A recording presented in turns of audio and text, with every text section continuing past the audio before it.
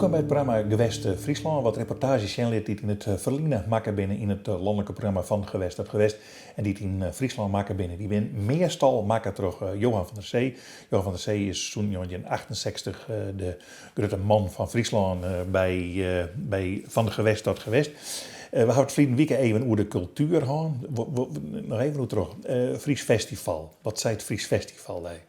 Nou, daar heb ik elke keer dat er een Fries Festival in die periode West had, heb ik daar reportages op gemaakt. Waarom?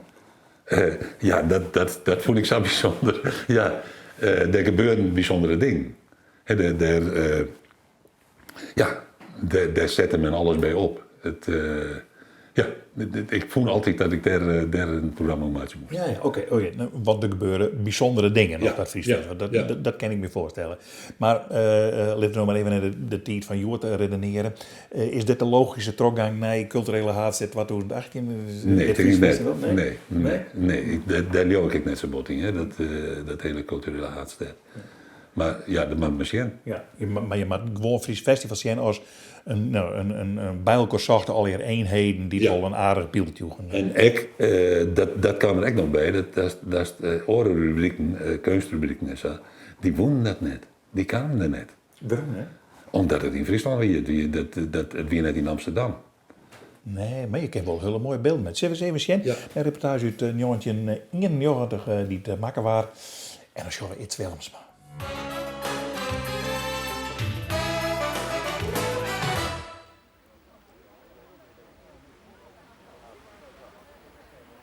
Zomer 1990. 2 rekken op het strand van Ameland. Aan het ene rek hangen 500 rechterklompen. Het andere is nog leeg. In het kader van het culturele Fries Festival gooide beeldend kunstenaar Its Willemsma de 500 linkerklompen in zee. In de klompen zaten kaartjes bevestigd met daarop het verzoek de klompen terug te sturen.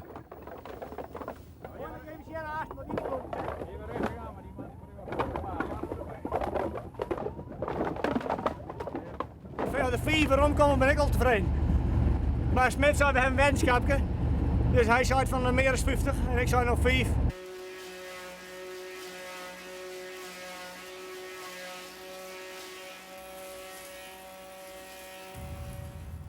De teruggestuurde klompen, die door de heersende stroming bijna alle naar de Duitse Waddenkust waren gedreven, zijn nu in het Klompenmuseum in Noordburgum tentoongesteld. Veel meer dan de kunstenaar durfde hopen. Prachtig, no? Hoeveel klompen zijn er in totaal al teruggestuurd? Nou, er zijn 166 klompen binnen er omgestuurd. En dan hebben we eerst een stuk of zandje, die hebben eerst een briefje, dat kaartje wat erin zit, hebben ze eruit halen. Dan ben ik gewoon die nadat ze een brief kregen van het VVV, hebben ze toch nog een klomp opgestuurd. Maar normaal ben er 270 reacties geweest, een beetje. Heeft u een verklaring voor dat hoge aantal? Nou, ik hou het dus aan. Ik denk dat de Duitsers heel plichtsgetrouw binnen. Dat denk ik. Dat die Duitsers, ik ben ook wel eens de kanovaarders aan, maar ja, ik vind wel dat die mensen heel plichtsgetrouw binnen. De meeste reacties kwamen dus van de Duitse Wadden. 1 klomp werd zelfs helemaal in Denemarken gevonden.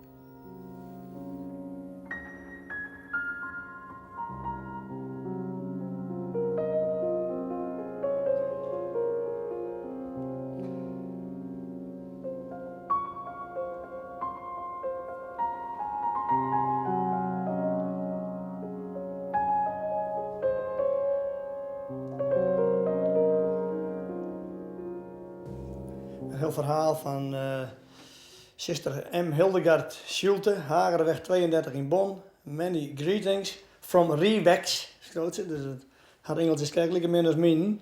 I find this virtues on Ostenby from the Nazi angel Wangero. I have makes holidays and now I are home here in Bonn. I have sent you a letter for 3 weeks with my address. I sent you my picture and please give me answer, perhaps in German or Portuguese. Maar ik zie nooit toch dat die mensen in die kleersten zo verrekte hastig gingen. Ik meen altijd dat het in de kleersten mooi rustig ging. En na 3 weken dus dacht ze dat nog nooit budget.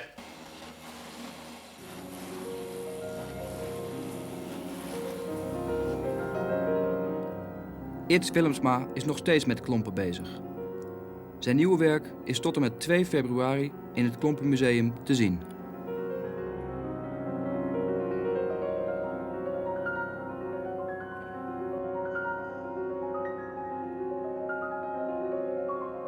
Die oren, dat zijn oude klompen, die ben eerst hier maken en toen ben ze hier door de meesten uitgekocht, hebben de meesten nagekocht, toen heb ik ze broed, toen heb ik ze dus heb ik er een kunstwerk van maken van die klompen, toch die dingen te doen die ik nou dingen heb. En ja, die klompen die waren dus, die hingen oors in de kachel gegaan, maar ik heb die dingen met broed. Nou en deze kunstwerk die hier staan, dit is eigenlijk het begin van het klompmaatje, dat is het eind en dit is het begin.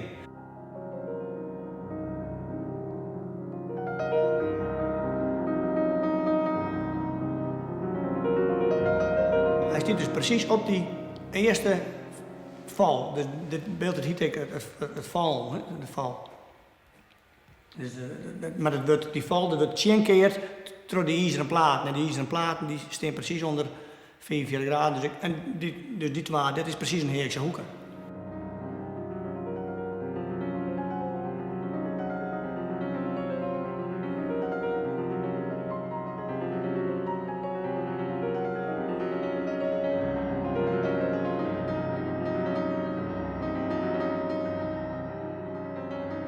De hechte van het beeld, dat is de hechte zo heeg als ik ben. Dus als ik naast het beeld sta, dan ben ik lekker heeg als het beeld. En dat komt omdat mijn maat ongeveer het gemiddelde is van de maat. Dus mijn klompmaat is ongeveer het gemiddelde van de klompen, van al die klompen. En daarom heb ik het lekker heeg maken als mezelf. En het aantal klompen, dus het aantal blokken die erin zitten, dat is het gemiddelde van een klomprender wat één klomprender in een jaar verrent. Dus dit zijn 20 klomprenders, van 13 tot 23, met 20 klomprenders die verrennen ongeveer maal 2,5 tot 2,6 per klomp in een jaar.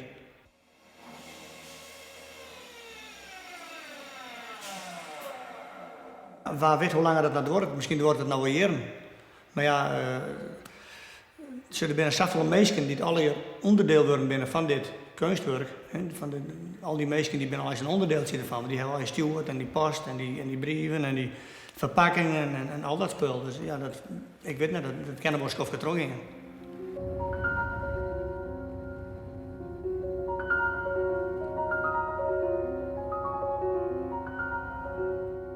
Its Willemsma, de man van het Fries Festival in 1991. Hij had ik al eens in een Jedderstadium trouwens bij een Karel Stront of Friesland reden en dat als kunst al delploft. Maar hij is eigenlijk beroemd geworden door het Fries Festival als het ware. Nou, dat weet ik niet. Ik denk toch trots het mooie beeld niet te maken. Want in het Fries Festival, ik ga hem echt een keer filmen dat er een rappelfjeld of zo online hier in het beeld. Maar hij deed er altijd wat rare dingen. Die strontbeeld, de klompen, klompen in het wetter gooien en dan marcheer werd ze bij de romkamer. Kunst had dat net zo'n soort mathematisch, maar iets makkelijk, want daar heb ik oren denk maar iets dingen. Dat er in Oorterre bijvoorbeeld een prachtig beeldbeeld zet had. Dat mensen die daar leel komt in, maar goed, het is wel een kunstenaar. Het is wel een kunstenaar, ja, zeker. Merkwaardig is, dit programma is door collega's van die maken. Nou, wij hier stagiaires. Okay. Van de school van de journalistiek in Nederland. Dus uit Kampen eerst, dat waren de Zwolle, uit Tilburg en uit Utrecht. En die mochten bij u, en dat vonden ze heel leuk, zelf een keer een programma maken. Ja. En staat Sander van op Zeeland, die had een deel van dat programma de klompen maken. En het is aanmaken, ik doe mijn vakantie terug, mijn chef doe Theo Leeuwenburg. Maar dan gaan we toch weer naar een programma van Deita en dat komt uit 1990 en dat heeft mij een heel soort inmoord maken. Ik hoor het Fries Festival en dan gaat het over Zuiver Nuver. Ja. Een jaar lang hast hij filmen? Nou, we binnen ze toch. En dat vond ik altijd heel leuk om ze toch even ergens heen te gaan.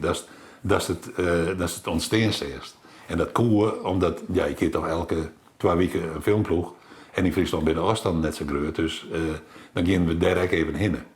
Dus dan pakt dus wel een stukje van de activiteiten daarop. Repetities filmen, we gaan uiteindelijk de voorstellingen filmen.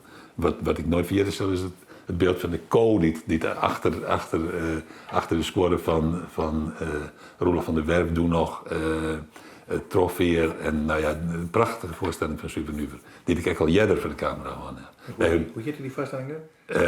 Die jette Hotel Babylon. Nee. Doemspaleis? Doemspaleis Jericho. Doemspaleis Jericho. Zo heet het.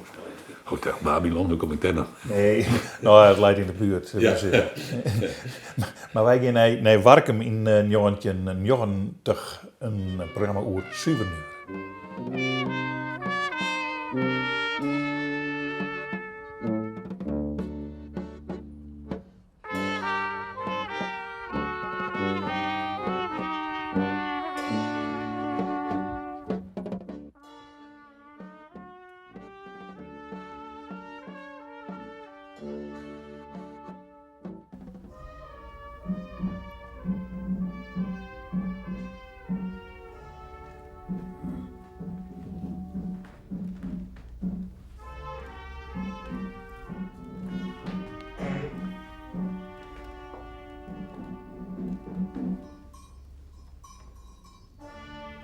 Het is eigenlijk begonnen met de vraag van het Fries Festival om een voorstelling in het kader van het Fries Festival te maken. En toen hebben wij gezegd, wij willen graag een locatieproject maken. En toen zijn we gaan zoeken. In Friesland. Een aantal locaties hebben we bekeken. En uiteindelijk is de schuur hier in Workum uitgekomen als dé locatie. Waarom? Het is een prachtige schuur. Veel ruimte binnen, veel ruimte buiten. Als je binnen zit, dan heb je het gevoel dat je alles wat buiten gebeurt, dat invloed heeft als je binnen, zeg maar. Dus alle geluiden, alle lichtschijnselen van buiten hebben invloed op wat er binnen aan de hand is. Ja, en dan gaan we het al over wat je hem handig vindt. Maar ja, de bedoeling is eigenlijk dat we erop praten zullen wat de bedoeling is. Ja. En hoe wij dat mijnen aan het oplossen. Hoe dat mijnen, de reden bij wij hier en Jim komen hier haar begrepen te oefenen. Ja. Een aantal mannen achterhalen. Ja. En u te vieren uiteindelijk. Ja. En uiteindelijk u te vieren. Er komen er heel wat meer mensen bij. En dan komt er ook, dat is dan ooit oceaan, maar ik denk dat het heel belangrijk is dat wij van weten wat hier een bedoeling is. Ja. Ja. En dat we dan De eerste ontmoeting met de locatie. dat we Ruim een jaar afspraken geleden. kennen. De eerste ontmoeting ook met Joeke en Roelof van der Werf, de mensen van Scheepstimmerwerf De Hoop. Zij zijn bereid ruimte te bieden. Een ruimte die meteen al ideeën oplevert. Er hele berg mensen op of apparatuur was er even op. En die zolder die moet Zo'n heilige... Gaan we dat zo'n... Ja, altijd. Maar die zegt bolle buik, mijn eigen dichte dwang en nergens meer om te denken.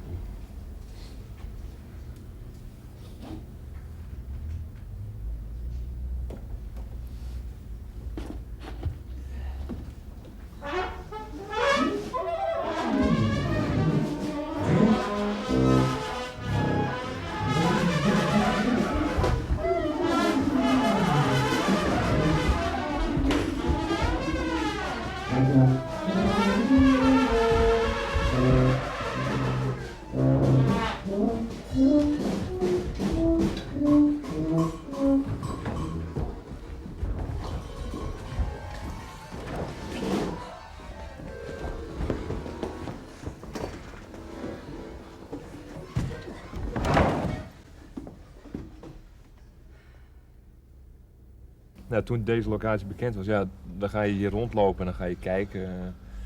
En dan verzin je allemaal krankzinnige ideeën waar later dan ofwel of niet iets mee gedaan wordt. Maar wat altijd de aanzet is om, ja, je krijgt een beeld en daar probeer je kijkt of je daar een scène uit kunt maken op een gegeven moment.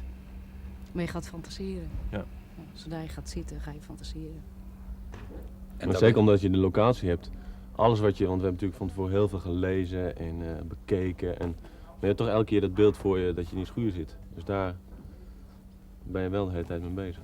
En het meeste, denk ik ook dat gebeurde, was de dagen dat we hier gewoon tot een uur of 12, 1 gewoon bleven zitten. Ja. Als iedereen weg was, zeg maar, en wij met z'n drieën waren, dan dan kon je de ruimteplaatje inwerken, dan kon je gewoon rustig aan dingen gaan werken. Dan Kwamen de geesten kwamen de los. maffe, rare dingen kwamen weer boven.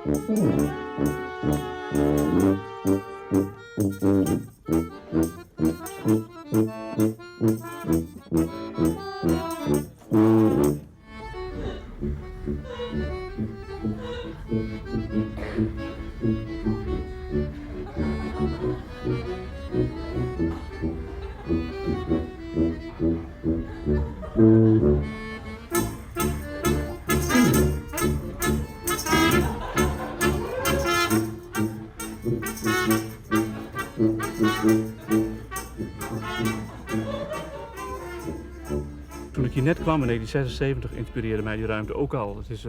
Dat heb je nooit zo direct gevoeld, denk ik. Maar ik heb van begin af aan geweten van dit is een fantastische ruimte. Een ongelooflijke mooie ruimte, daar heb ik naar gekeken. En dat heb ik ook zo ervaren.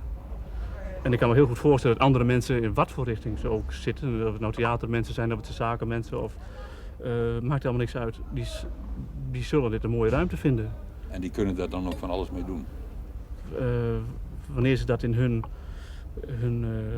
situatie bekijken, kunnen ze er heel veel mee doen, denk ik. Ja, wij doen er ook. Ik doe er ook dingen mee.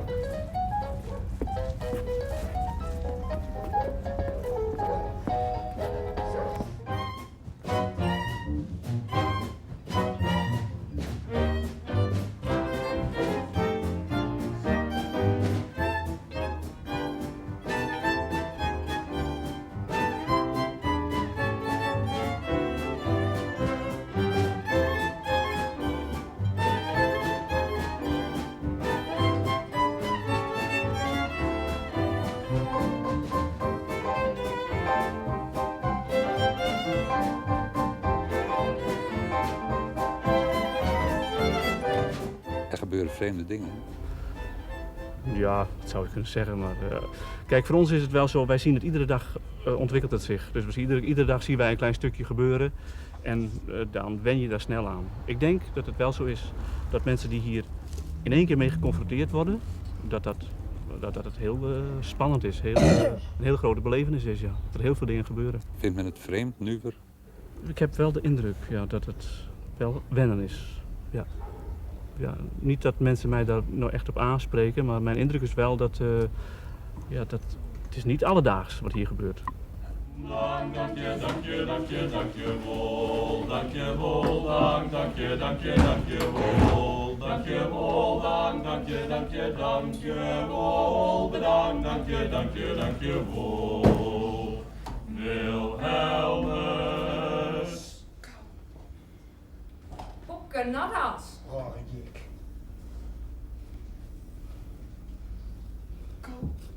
Blij. Oh, jek. Dank, dank je, dank je, dank je, dank je wel.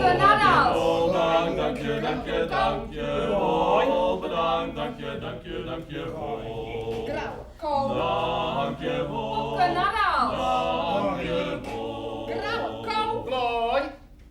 Onze naam eigenlijk hebben we ook gekozen meer als reactie op het feit dat je hier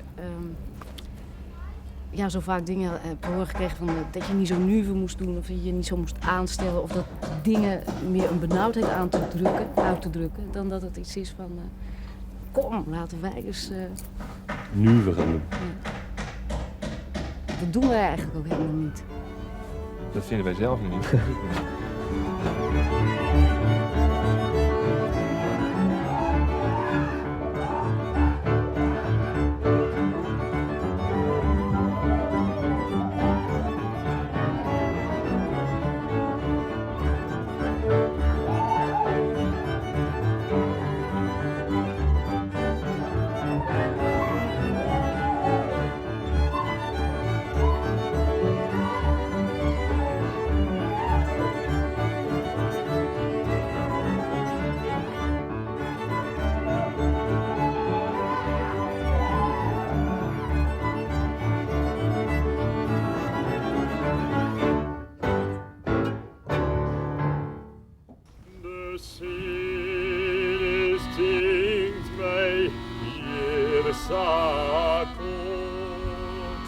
De bloei vergien het leven uit. De meesken najaar leeg betier. Ik viel mij vreemdeling, werd ik keer.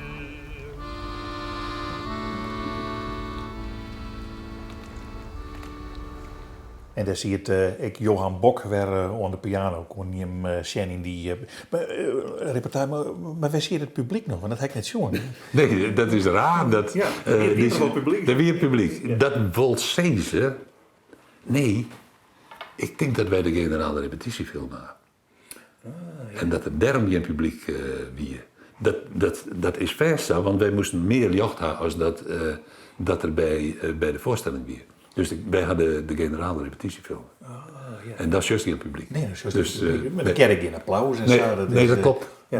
We hadden de generale repetitiefilm. Dit weer zuiver nuver. Ja. Ik vind ik wat een nuivere vaststelling. Maar... Ja, dat dienen ze. Ze maakt een hele rare ding. Het eerste wat ze dienen, want ze hebben alle drie Fries, maar het was een meme-groep. En ze hadden eerst een prijs doen en toen hebben we ook een lietsonderwerp voor maken. En toen gebruikten ze het Fries als klank. Het woord Noastergod, dat vonden zij mooi klinken. Wat het betekende, dat wisten zij wel, maar hoe het publiek dat eens te weten. Nee.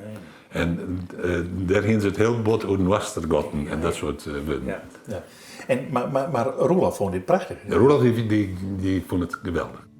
Nou, daar hebben we dus zonder meer van zien in de toekomst van de helling van Roelof van der Werf in dit programma Gewest Friesland. Wat gaat over de reportages die het van Gewest tot Gewest maken in het Verliezen. We zijn er na een week weer.